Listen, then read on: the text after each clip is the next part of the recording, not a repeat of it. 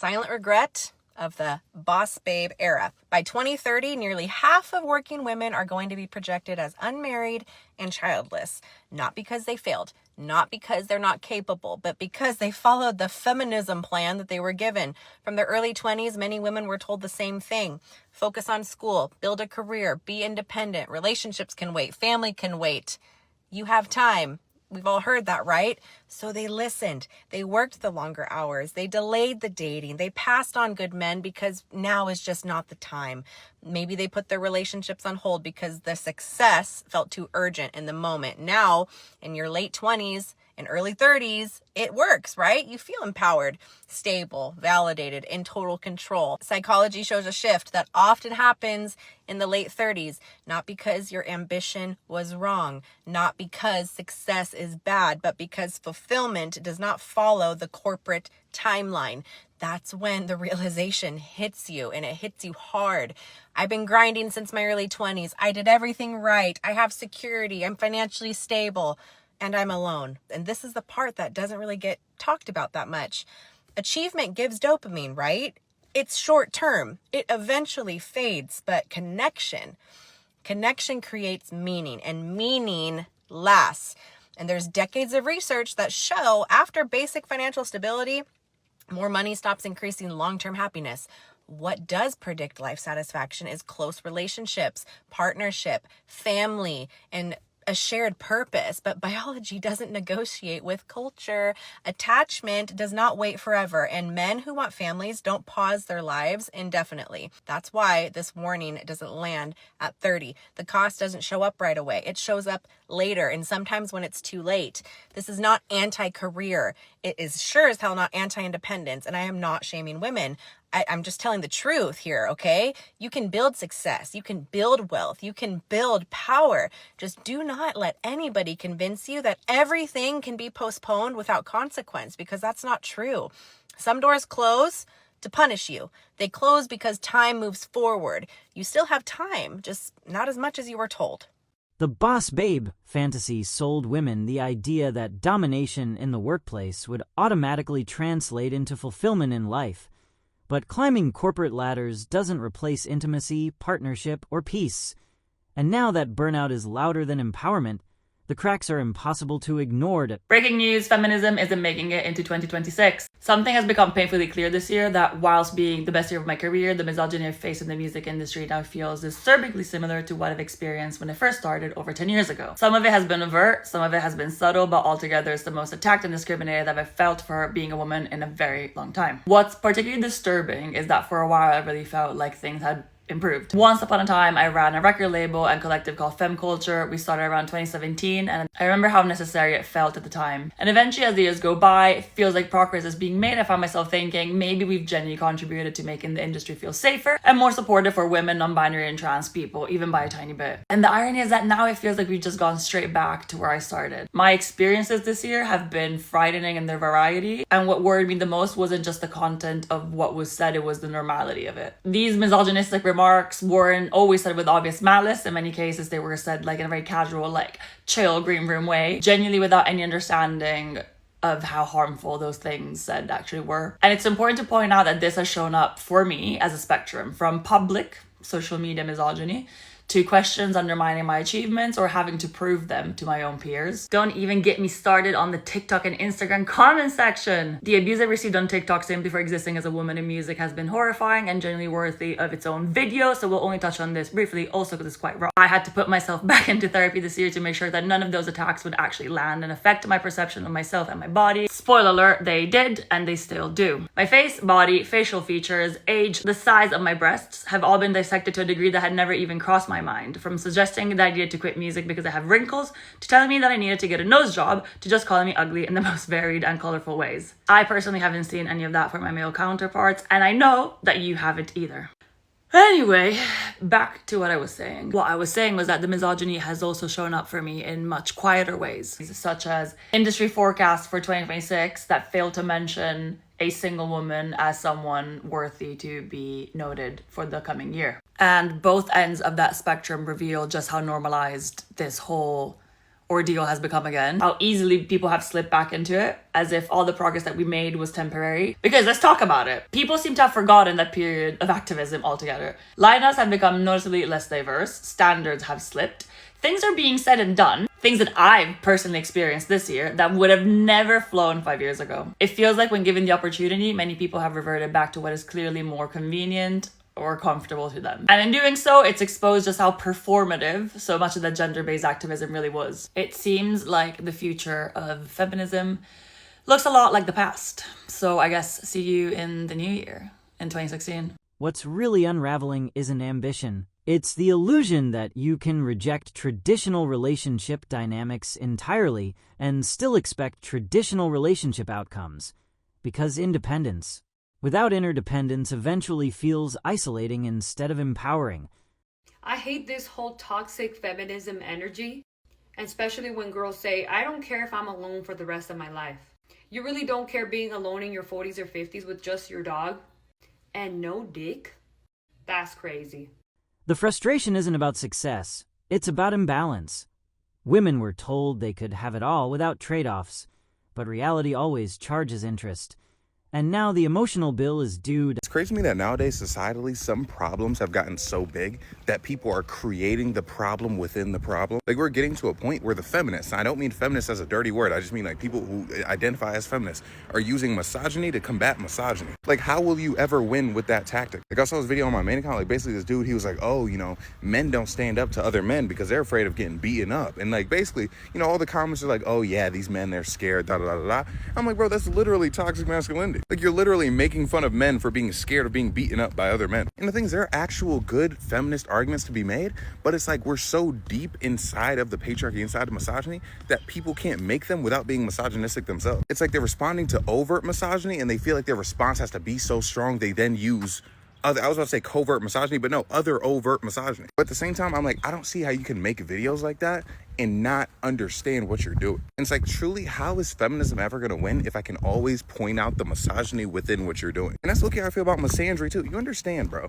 If you look through these like internet nonsense, a good at least 70% of misandry, and I'm lowballing, is literally just misogyny towards men. Literally telling men they're being girly, being feminine, and that's like bad. You know what I mean? So it's like when you get on here and you say something like, oh, feminism isn't just hating men, and they're like, oh, you just want us to stop hating the men. And it's like, no, like you're also harming what it is that you want to accomplish. That a lot of high-achieving women are discovering that being competitive everywhere bleeds into dating too. And when relationships start feeling like negotiations instead of connection, attraction quietly erodes out a lot of high-achieving. This is why choice feminism, liberal feminism, or also known as white feminism, doesn't work. Let's look at a hypothetical, right? Let's imagine that every single thing about our world stayed exactly the same, except for the fact that we removed every single man on the planet. Today, there are men. Tomorrow, you wake up, everything as identical as it was the day before, except for the fact that there are no men. The women who remain just carry on as normal, right? The world keeps spinning. You go to work, you come home,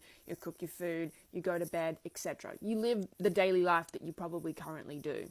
Despite there being no men, us as women are still operating in the existing power structures that were created by men, for the patriarchy. Choice feminism fails because under the remaining system, a new superior group must arise to keep things in working order. Which group arises? White women. Equality wouldn't automatically exist because there is a lack of men. The oppression of others through class and race fundamentally allows the patriarchy to continue to exist. If you are unable to eliminate those oppressive factors, you haven't eliminated patriarchy by eliminating men. You've just placed white women on a pedestal. Women were encouraged to prioritize career first, relationships later, but biology and time don't negotiate with ideology, and when reality doesn't align with the promised timeline, panic sets in fast. I'm so glad to finally see that there are other creators talking about the rise of conservatism masked in feminism. I think it started with like, oh, I'm just a girl, to I'm not meant for work. Then the idea that you should never split 50-50, until finally it's actually men should pay for everything. I shouldn't have to pay for anything because I'm a woman.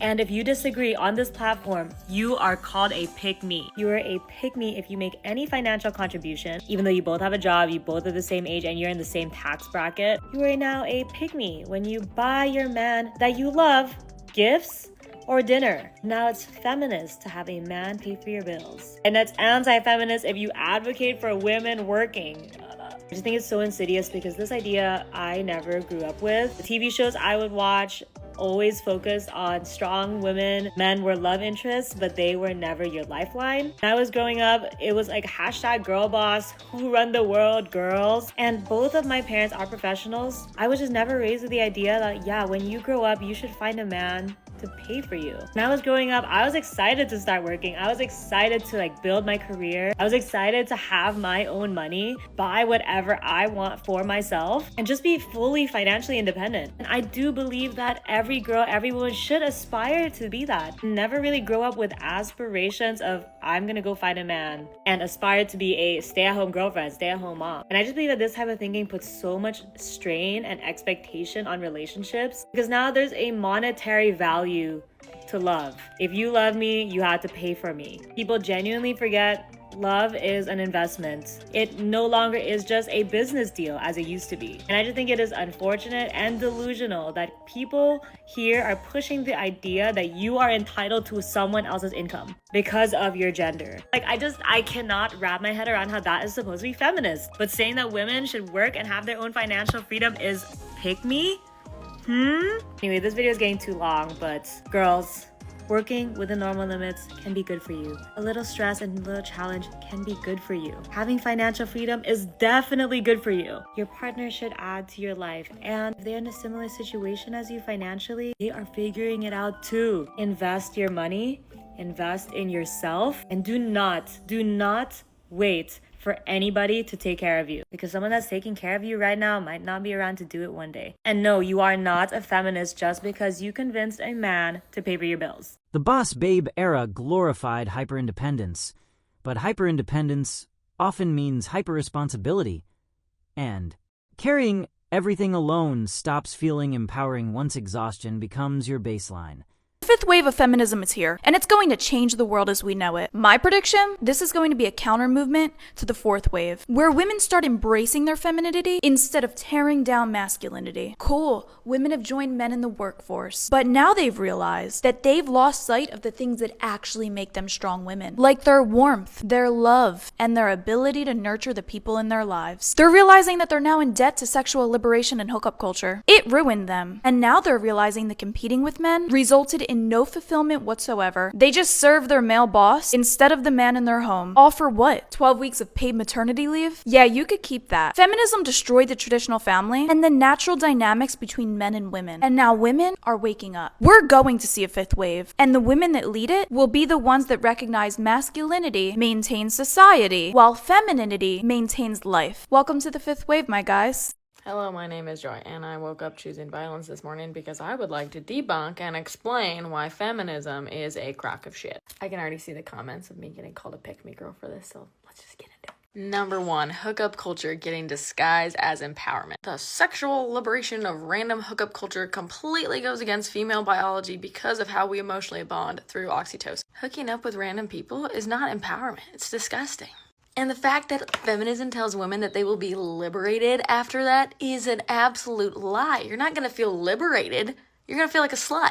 And that just leads to the spiral culture of I need more, I need to feel sexy, I don't feel wanted or desired, so I'm going to go get it because I can, because I'm a boss-ass bitch. It's a lie. It's a complete, utter lie. Number 2, put in career over having a family. The narrative that traditional roles are oppressive, show me where they're oppressive.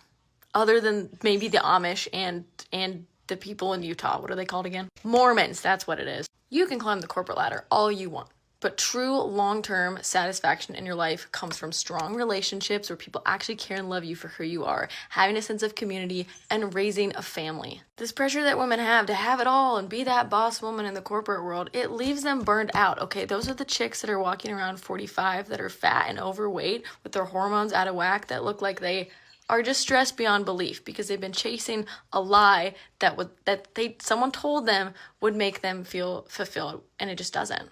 Number 3, Feminism frames men as opponents, not partners. There are 100% bad dudes out there. I mean, like really bad dudes that exert their power and force to get what they want. They're tyrannous. Yes, absolutely. Those guys do exist. But attacking men in general, telling them that their masculinity is inherently toxic, is the most messed up thing on the planet. Men and women are different.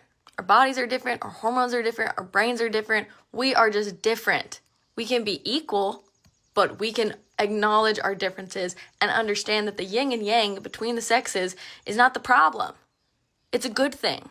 Lord knows we do not need more feminine men. We need more true, strong, masculine, healthy men in society. We could fix a lot of things if that happened. And that ideology that we're in competition with men and not that we complement each other will make your relationships suffer. Feminist women that try to get in relationships with men and have that ideology programmed in their mind carry it into that relationship, and it screws things up. And number 4, last but not least, the promise of total independence. Telling women that they need total independence to feel happiness is just going to lead to pure isolation. And listen, I'm a strong, independent woman, okay? I love just being able to do things on my own and figure it out and problem solve and all those things, but I still ask for help a lot because I need it and I acknowledge it, and I go to my community and I go to other people and males in my life that I'm like, hey, can you help me with this? That does not make me weak. That does not make me less because I ask for help, because I understand that I need it. What's being marketed as freedom to women is just complete disconnection. And I think it's honestly really heartbreaking that so many women are falling for this narrative as if this is the answer that they need or that's going to make them happy. You can be a strong, independent woman without falling for this narrative feministic bullshit. And if you've been really hurt by a guy before, honey, I get it. I understand how this is so attractive, this ideology that this is going to be what frees you and you don't need a guy because screw him. I get it. Trust me. But just because you dated a jerk does not mean you need to go on the rest of your life living through an ideology that will inherently hurt you in the long term. There are good men out there. I promise you. That's all I got to say about that. I was kind of feeling feisty this morning, so yeah. Some women aren't losing their minds. They're losing patience with a script that told them partnership was optional, only to realize deep connection was never something ambition could substitute. You know what's wild is when feminism told women that they don't need men, it wasn't to make women more free. It was to make them dependent on the state instead of their husband.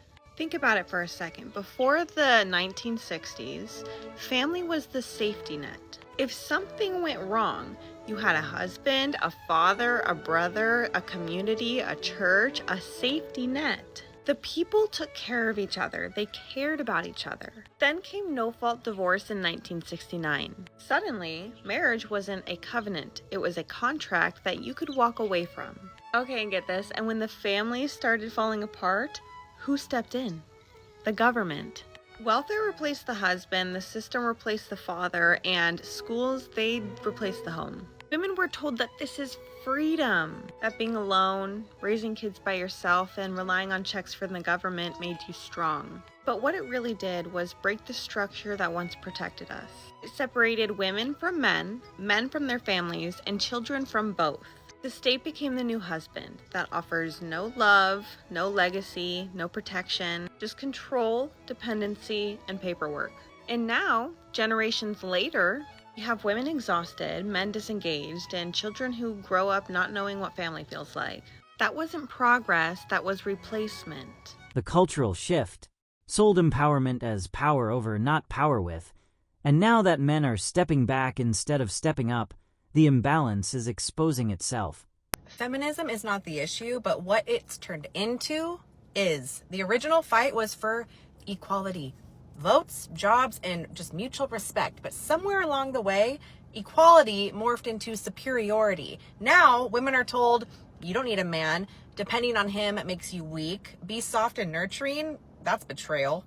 Femininity was never weakness. But when women started trying to outman men, the polarity disappeared. No push, no pull, no leadership, no trust, just two people fighting for control, wondering why the attraction is dead. Men aren't disgusted by women. They're disgusted by the distortion, the constant anger, the victimhood, the competition. Masculine energy in women is repulsive to high-value masculine men. It just doesn't work. Real men don't want to battle their woman. They want to build with her. They want the woman who can lead her own ambitions and still soften in his arms at night, because strength and softness can still coexist. It should be able to. Masculine energy brings structure, protection, and direction. Feminine energy brings warmth, intuition, and life. You remove one, you get chaos. You fake one, and you get resentment. Feminism wasn't freedom. It was a tax scam. Shove women into offices, twice the work, twice the cash for Uncle Sam, pump up her paycheck, sell her cars, daycare, happy pills, then throw the kids in a brainwash center, aka schools, while mom and dad grind 60-hour weeks, too wiped to see the family's actually been robbed. The goal was never to dominate each other. It was to balance each other out, to make each other better. When masculine and feminine move in harmony, your love thrives and legacies last lifetimes. The loudest anger isn't about men. It's about unmet expectations. Because when the life blueprint you trusted starts feeling hollow, it's easier to blame the market than question the message. That's all for today. Please hit the like and subscribe button, and don't forget to press the notification bell so you get the latest updates from our channel.